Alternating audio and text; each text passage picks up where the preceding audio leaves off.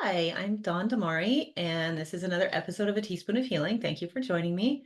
Today I have a guest, Alicia Rodriguez. Alicia is a writer, storyteller, and a catalyst for personal growth. And she's the author of The Shaman's Wife, A Mystical Journey of Surrender and Self-Discovery. Welcome, Alicia. Thank you for having me. I'm delighted to be here with you and your listeners. Thank you so much for joining me on A Teaspoon of Healing. So, how are you doing? I know that it's the evening for Mhm. you. It's about 11 a.m. when I'm recording this in California, and you are in Portugal. I am in Portugal, so it's around Lovely. 7 o'clock, but it's still light out. So Nice. I'll probably leave here and go for my nightly or early evening walk. Nice. And where are you located in Portugal? The Algarve, which is the southern coast of Portugal. Yeah, It's also the warmest and the sunniest, which is why I'm here and not in Lisbon. nice. Nice. And is that photo behind you, that's a photo of the coastline? Gosh, it's so Yes, pretty. actually, those are the cliffs I walk every morning. So Wow. Oh, it is so yeah. incredibly beautiful. I've been only to Lisbon. So one day I'd like to make it to that part. I heard it's really nice. I'm sure it's really crowded with tourists right now. Um, July and August, it does get crowded, but it's worth it. It doesn't matter because the rest of the year, it's great. I mean, those of us who live here, we like January and February. Oh yeah, I bet it's beautiful. Yeah, it's sometimes living in a place with a lot of, I live in a place with a lot of tourism too. And it can be, I don't mind. I like seeing people from everywhere in the world. It creates problems, but tourist season ends and then It get them does. back. It does. It's only about 60 days. You can live with it when the rest of the year looks Totally. marvelous. And Totally. yeah. I can see why people come there. It's just so gorgeous. Well, you have a really interesting story. I read your bio and it's really fascinating and I know there'll be lessons in it for other people to learn. So do you mind sharing your story with the people who are watching or listening? Yeah. So I was living in Annapolis, Maryland, for quite some time, and I had a number of very difficult years with a lot of loss. And one of the things was I was divorced in 2012, and that was a big hit. And then after that, a friend of mine introduced me had already introduced me to an Ecuadorian shaman that was it turned out to be eventually her husband in Annapolis.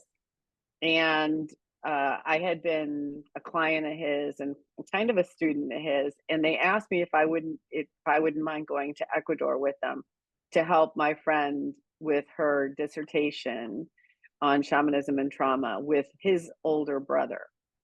And given the state that I was in, I thought, well, what the heck? I need to get out of here for a while. So I went, not anticipating that that one decision made on a whim would completely change the trajectory of my life. And I met his older brother. His name is short, Napo, but his full name was really long, and part of it was Napoleon, but Napo. And there was an instant connection. And so the book is about what I learned living and being the partner of and really a true Ecuadorian shaman, sixth generation shaman, moving to Ecuador, pretty much leaving everything behind, building a retreat center there with him where we would host retreats for individuals and small groups. And then having a turn of events that caused me to decide to leave. And lo and behold, I ended up in Portugal, which is a beautiful place to live. That's it Wonderful. in a nutshell. Oh, And for the wonderful. details, right, read the book. Wonderful. And so he so Napo was a shaman. And for some people, I mean, most of us are familiar with the word, but some people may not know No. what does a shaman do? So it's interesting because I think in the United States, you hear shaman, you hear shamanism. It's not really what I'm talking about. It's something very different. I think it's been anglicized Mhm. in many ways. Um, I will speak from my experience. So shamanism is really a way of life that's directly attuned to the natural world. And the life is a cosmology. It's a cosmos. It exists both what is seen and what is not seen. It's a way of living your life. And if you're a shaman, I mean, a real shaman, you have access to what I can say is like alternative realities or different levels of realities. I don't consciousness even. And so traditionally, shamans in their communities, they were the healers, they were the wisdom keepers.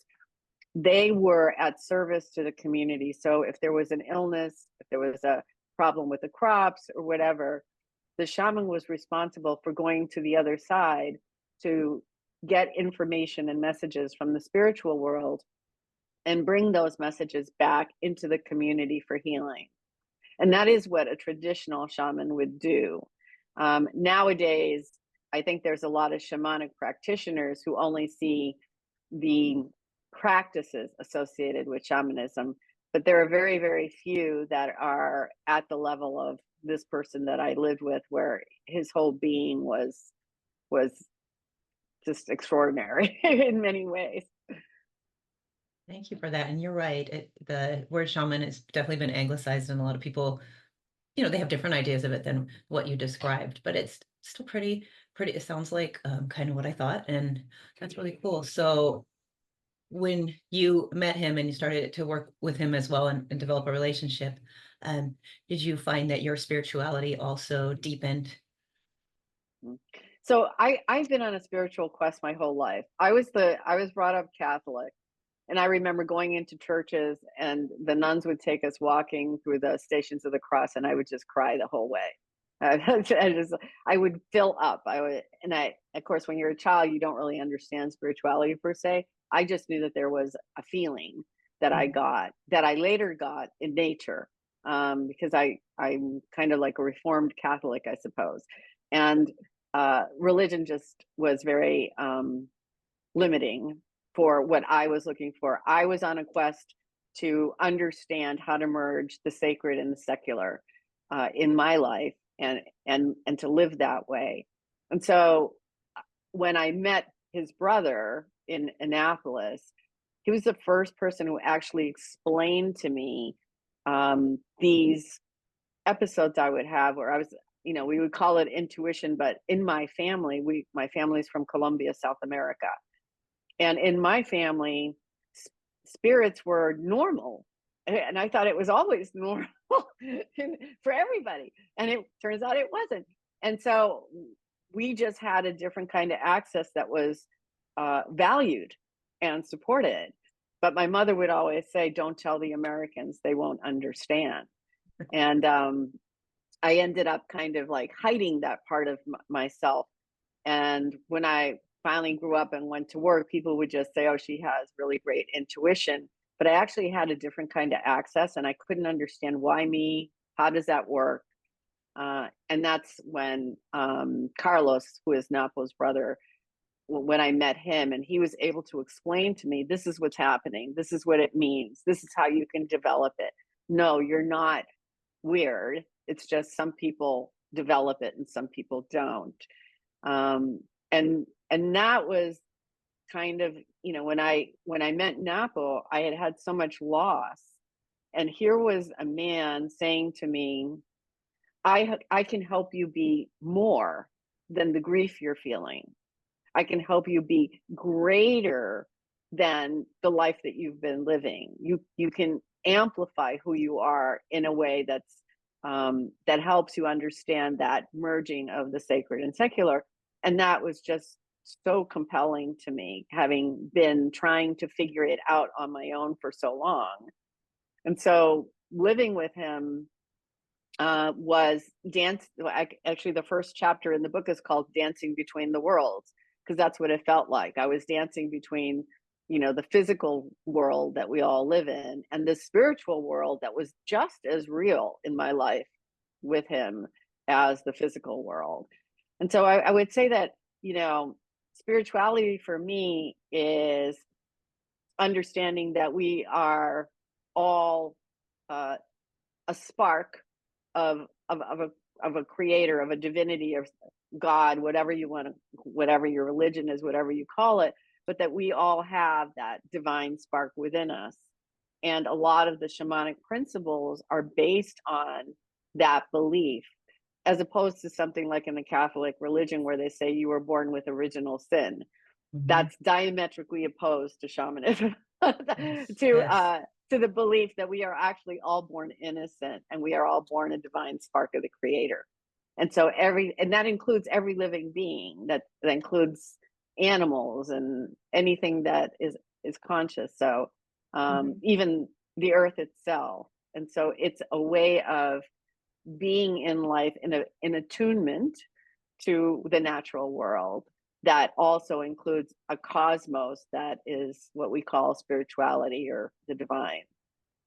That's wonderful. Yeah, I was raised Catholic, and I resonate with a lot what you're saying because I definitely have always considered myself spiritual. I found religion very limiting. And like you said, we're born Yeah. in original sin and, feel a lot of connection with animals and with the earth. And I'm definitely looking for ways to kind of deepen my spirituality. But yeah, religion doesn't, no offense to anybody listening, of course, Right. of course, for a lot of Everybody's people. entitled to them. I know for my Right. parents, it's super important to their life, and I can see that it really, really helps them too. They're very happy and at peace within it, but it never really did it for me. So I definitely resonate with that. And so now when you were with so Napo, you had mentioned like so you were together, and then you had to decided to leave. I noticed in your bio that you said you had kind of recognized that you had surrendered your power and your agency Mm. to him, and he kind of used it as a weapon against you.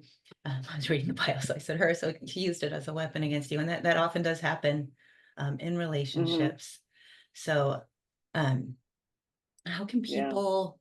How can women or men? It can happen to both of us. How can people realize when that is happening in our relationship that we're kind of like muting our own power and someone else is kind of weaponizing it, I guess, and weaponizing our emotions and our essence, I guess.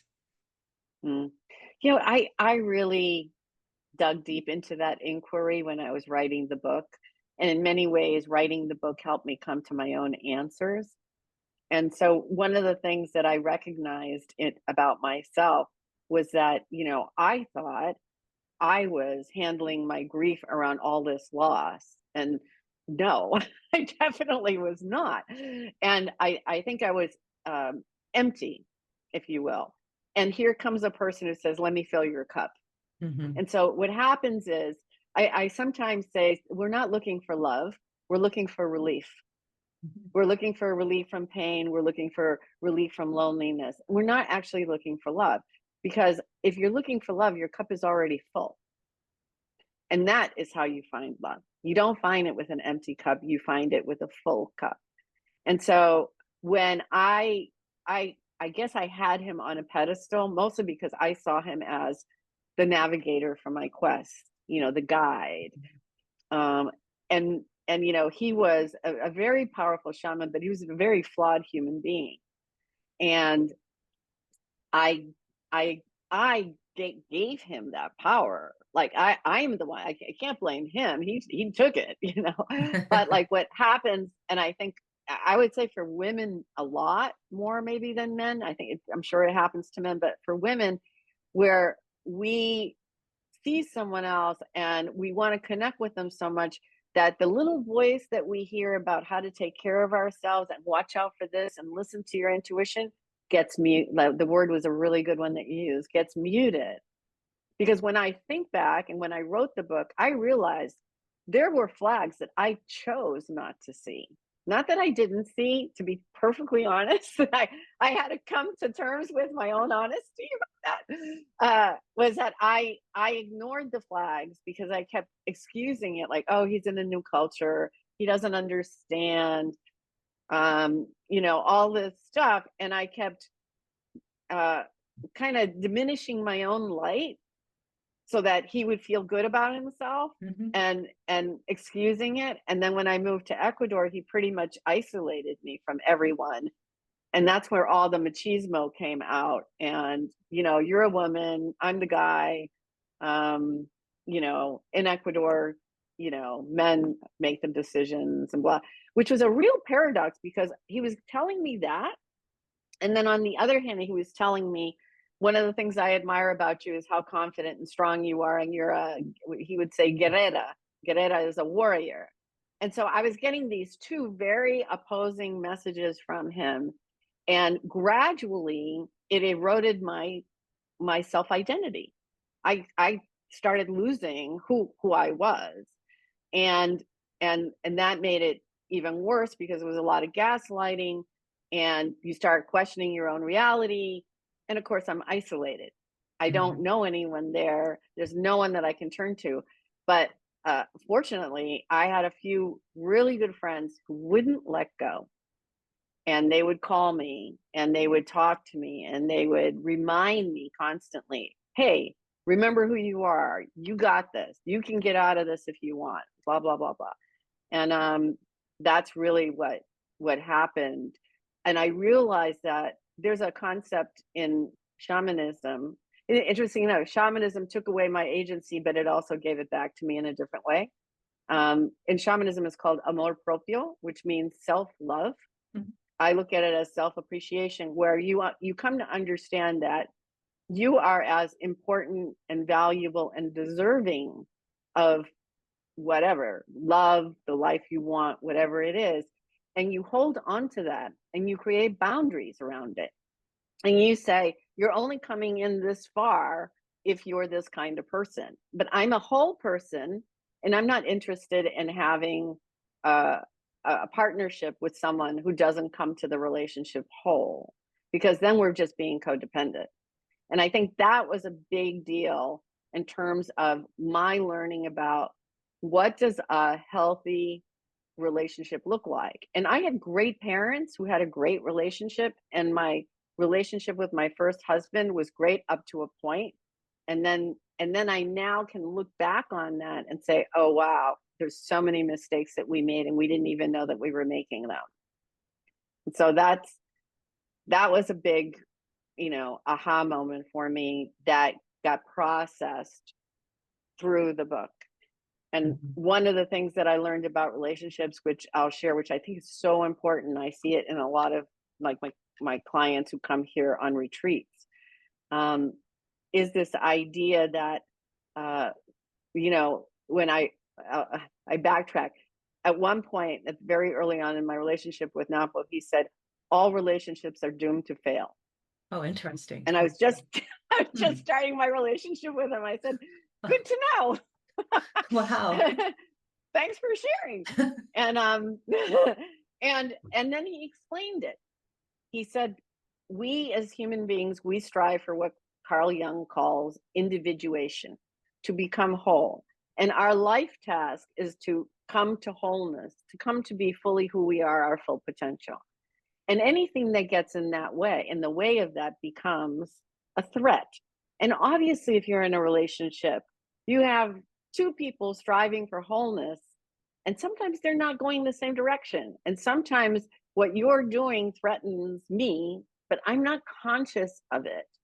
So it's not that I'm having a conflict with you, the other person per se. I'm in a conflict around what it is that brings me wholeness is being threatened, and I haven't had a conversation with you about this. And so the people who can really do that and say, "Oh, I understand that it isn't about you or me personally, it's about this threat I feel to my ability to reach my full potential." And in retrospect, that was a big reason why I got divorced in the first place. And my first marriage was because we did not have that understanding. And I think Mhm. for those people who have that understanding and can communicate across it, those are the relationships that are really, really wonderful. I agree. And thank you. That was really, really powerful. And I'm sure a lot of people resonate with it, especially you were isolated. And what you had said something that really spoke to me that at the same time, so first there was, the machismo in the culture and the man does everything. And but at the same time, he was he very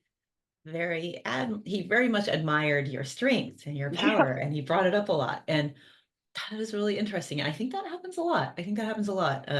especially with women, in many cultures. I'm sure it's probably amplified in cultures where machismo is, kind of the the main, kind of it's just basically accepted. But I don't know. I definitely resonate with that. So, how can people like if you're kind of going through this? We'll just say woman. Of course, like you said, men go through this too sometimes. But if a woman, how can she kind of notice this? Like, oh wait, my sense of self is being Mm. eroded, or like I said, muted. How can you notice and like notice that and maintain it? What advice do you have for a woman that's kind of woman or man who's in that situation? First of all, I think our intuition is our number one ally. It's Mhm. like, it's not that we don't know, it's that we choose to not see or not hear the little voice inside that says whatever it says, be careful or whatever. And the other thing that we don't use is our bodies. It's our sensation in our body. So when that's happening, we literally like physically do this. Mhm. We contract and we make ourselves smaller. And when we are fully alive, we're up and open, and your body is open and you're relaxed.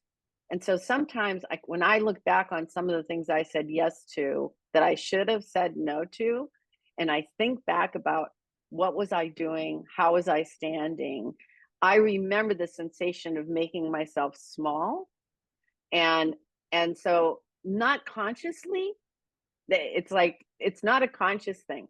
But if you know that, if you trust your body, because your body does not lie, your mind will make up every single rationalization ever, will find a way, but your body will not lie, and you will feel it. Some people will say, I feel nauseous, or I get a pain in my chest, or my shoulders get tight and tense. Everybody has their tells, if you will. And so I would say how you know is listen to your intuition. You know, in Western cultures, we are not taught to value intuition. We're taught to value knowledge and information, evidence. Intuition has no evidence. And but we know, we Mhm. just know. And we say, and we go, oh no, no, that not that. That's probably just me. Or we make excuses for it. So intuition is if I'd listened to my intuition, I probably wouldn't have continued along the path that I did. And the body. If I stop breathing, if I feel my body tensing up, if I feel like I want to run away or I get nervous, that's a sign that something's off. And Mhm. that's when you have to pause and say, okay, what what's happening right now, and how do I feel about it really? How do I really feel about it without trying to please anyone else? Just me, myself, and I. How do I feel about this? If you can do those two things, you are more apt to make decisions to maintain yourself and your wholeness and your sense of identity through in any kind of challenge. And it's not easy, but it can be done with practice. Yeah, you're right. Intuition, it's so powerful. And you're right. In Western cultures, we talk about it a little bit, but we value evidence and knowledge. And it's very easy for our mind to say, oh, yeah, no, I'm just probably making this up. It's in my head, but That's right. you can feel it. You can feel it within your body. You can feel it, like you said, shrinking like this, rather than just being in your power. And so, like these little tells are intuition. So, I'm assuming you can do this to identify a potentially difficult relationship, friendship, like even issues Yes. maybe with family. Okay. Yeah. You find yourself moving away from whatever it is as opposed to moving towards it. Hmm. And that's your body telling you, it's really your limbic system. It's the warning system that we as mammals have. Hmm. Some people call it fight, or flight, flight, fight, or freeze. Um, but it works. I mean, that's why we have it. And so the little voice is telling us danger, danger. And we're saying, nah, it's just I'm just making that up. Mhm, mhm. Yeah, so just tuning into that and listening to that intuition, that is so powerful. So, how did you find the courage to leave Napo? Because you left and then you moved to Portugal as well, and that's very brave. It's hard to do that. So, how did you find that courage? I have friends who say to me all the time, "You were so courageous." And I tell them there's a fine line between crazy and courage, and I'm not sure which side I'm on. Because so I ended up leaving. I knew before I left, I knew I had to leave because things got really, really difficult, um, and physical. And that was like, oh no, no, no, this cannot happen to me. Mhm. I'm a powerful person. I'm a confident person. What's happening? This is not. I can't sustain this. And then there was an incident, which I won't go into, but it was the incident that just basically I said, it's now or never. And I just walked off the property with a backpack and my laptop. And I left everything else. It was that kind of, it was an incident that was like, if I don't leave, I need to save my life here. Wow. Figuratively, metaphorically, spiritually, all of it. And then I spent a couple of months living with a friend of mine in her guest house. And gradually I just, and we were running a retreat center, like business, Mhm. still. Um, and then at one point, I was talking to a friend of mine in June of 2020, and I was saying, I need to leave Ecuador. I don't want to be here any longer. It's really lonely. I have no friends. And she said, well, what do you miss? I said, I'm so sick of plantains and rice. I miss I miss beautiful food and nice wine. I miss intelligent conversations that are substantial. I miss art, music, culture, dancing. And she says to me, my friend Marianne says to me, she goes, wow, you'd really like Portugal. I was like, That's cool. what? She says, oh yes, I was in Lisbon last December and it's warm. She said, because I do not like the cold. And she said, it was 50 degrees and it's got everything you just said. And so I started investigating Portugal and COVID hit. And the Mhm. only way to get into Portugal was with a resident visa. You couldn't come as a tourist. So I applied and I did everything I needed to do to get the resident visa to get into the country, thinking, if it doesn't work, I'll go somewhere else. Mhm. um, but I love Europe. I've Mhm. traveled through Europe. I studied in Europe, so I've always loved Europe. I've always felt much more at home in Europe than in the United States. And so I arrived in December of 2020 and met smack in the middle of COVID. Stayed in Lisbon for a while, but then Lisbon went into lockdown. A friend Mhm. of mine said, hey, a friend has an apartment in the Algarve. And I came with my dog. And she Mhm. said, Sophie can be off leash on the beach. I Oh. moved to the Algarve and I never looked back. It's like, this is my place. I call it my home for now. Mhm. Mhm. Well, that's wonderful, and thank you for sharing that. And like you said, you might have felt crazy because you were still, operating a business with him, but you knew you had to get out, and you did. That's great. I'm so great that you were able to get the resident visa too and end up in Portugal. That's just so cool, It and was, it but gives hope to people. that's a form of amor proprio.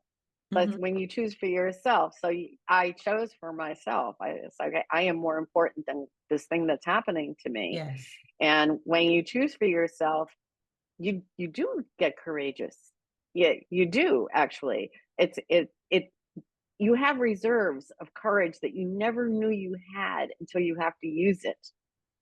And that's one of the most wonderful things about my journey is to understand that you, me, you, everybody, we're so much more resilient, so much more courageous than what we give ourselves credit for.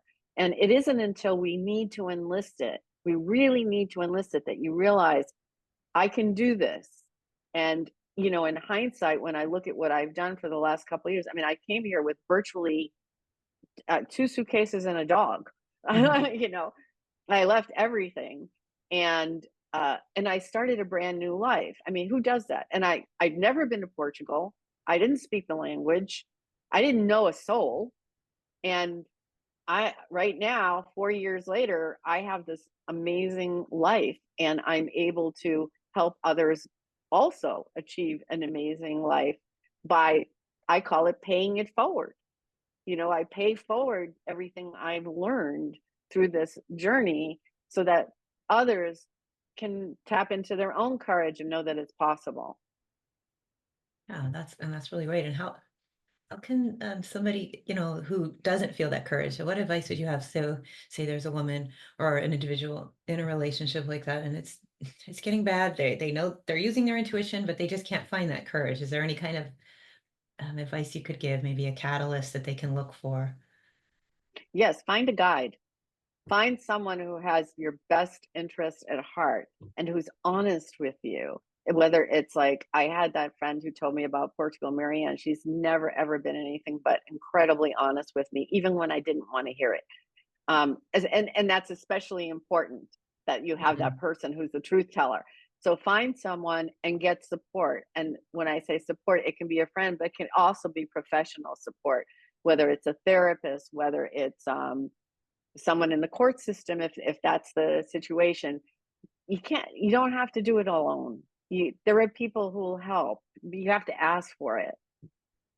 That's really, really powerful. And like you said, a friend or a family member or somebody, a guide that can be honest with you. Because sometimes we don't want to hear that. We don't want to hear, No. oh, no, no, no, no. I want to hear that it's all going to be great and it's rainbows and unicorns. But having that guide, yeah, I definitely I like that. Now, your memoir that you wrote, The Shaman's Wife, A Mystical Journey of Surrender and Self-Discovery. So you talk a little bit about this book and where people can find it. Yeah. So that's the name of it. Currently, it's being published on September 10, but it's available Oh, for pre-order now on Amazon and Amazon US, UK, Spain, Germany, all of it. Right now, it is in soft cover and Kindle. Next year, I hope to do an audio book for it. It's also in other booksellers like Barnes and Nobles, Kobo, Smashwords, wherever books are sold online, and hopefully, the distributor will be distributing into bookstores and libraries as well. Um, and you can, it's, and oh, and by the way, it also, if I know that you have the book, I can send you. I created a companion journal and book club guide that's a free download for the rest of 2024. So if you email me through my website is www.aliciamrodriguez.com. You can read about the book there. You can actually download 3 chapters if you want a preview, a little oh, sneak nice. peek into it. So you can download for free the 3 chapters. You can learn about my work here on retreats and my writing. And if I know you have the book, I'd be happy to send you the link to get the companion. It's like prompts that you can use as you're going through it. So my story may reflect something about your life, and there are questions there that have you pause and reflect on your own life. Like your question, how do I find the courage? Mhm. And so that's a reflective question. So I really want to offer that to people so that they can kind of take the journey with me and value their own journey and their own courage. Cool. That's great. And so September 10th is when it's officially released, but it looks like you can get some chapters You can get prior it to now, that. Oh, but that's you can great. also order the book on Amazon Oh, and just you'll okay. receive it on September 10th. Oh, that's wonderful. That's wonderful. Now, you had mentioned retreats that you do and work with people. So, what kind of retreats are they that people, So that can do? my retreats are very unusual. So it's here in this beautiful Oh, spot in the wow. Algarve on the cliffs. I have a retreat called Becoming Limitless, where one person comes to work with me for a week, and it's a one-on-one. It's a deep dive, and people typically come to me with significant life questions or a significant life transition. I also get a lot of creative and social entrepreneurs who are just burnt out, and that's why I call them restorative retreats, because the first thing that we have to do is you have to rest. Hmm. You have to rest in order to have the conversation, and I'm basically a facilitator for the conversation you don't know how to have, but you know that you need to have about purpose and meaning and where you're going in your life. So that's a one-on-one. It's rather intensive. And then I have restorative circles where you might say to me, I have 3 friends, and would you design a week for us? Or I have 4 friends, would you design? And I've had entrepreneurs come, and I designed a week that included not only business development, but also self care practices because entrepreneurs are notorious for not doing self care. And all the while, there's also fun. We get to have beautiful food and wine, and I take you to lovely places in the Algar. So I'm part tour guide because there are some just wonderful, energetic spots here that I love to share with people. So those are the kinds of, it's not a group retreat where you say, "Oh, I'm holding a retreat, sign up here." It's not Mhm. like that. It's very, very curated and bespoke. Oh, I love that. I love that. And then so it's either one-on-one or a small group, and it's kind of That's tailored for the coming person. intact. Yeah. Oh, I love that. I love that. So Mm. how can people work with you? How can, work with you or like get information on these retreats? I know you had mentioned your website. That's the best source for information. It's on my website. It's aliciamrodriguez.com. And then for my writing, you can also follow me on Substack. And that my news, I don't call it really a newsletter, but where I write is called Nothing is Ordinary because nothing Okay. is. Oh, I like that. Nothing is ordinary, and that's on Substack. Nothing's or it's on Substack. Oh, that's So yeah, wonderful. those are the prime. And of course, LinkedIn, my profile is there. If anybody's interested in my background, I ran a leadership development firm for 20 something years before moving to Ecuador. And I still coach leaders. I'm still doing executive coaching here on Zoom, but Oh, it's more along the lines of I call it who you be as a leader. What is it? What holds meaning and purpose for you, and how do you build a business or lead from purpose and meaning? So it's a little different than I want a promotion. oh, I like that. I like that. So just getting to the why, because a lot of people that can really help them be successful too and understand why they're doing it. Absolutely. Exactly, and that's there's a lot of power in that. Yes, definitely. Well, great. Well, thank you so much, Alicia, for joining me on the show. I really enjoyed listening to your story and your advice. I know it's going to resonate with a lot of people. I appreciate it. Is there anything you would like to share before we sign off with the people who are I watching or just hope listening? I just hope that my work and my story and the book. Someone asked me, "Why did you write it?" I said, "Oh, I wrote it first to process my own experience, and as I was writing it, I noticed how it could impact other people, and I had people read it in advance, and the feedback I got is on my website, and it was phenomenal. I had women coming out of the woodwork saying, "I've never told anyone this, but," and they told me their story. And some of the women I actually knew, and I never knew that about them.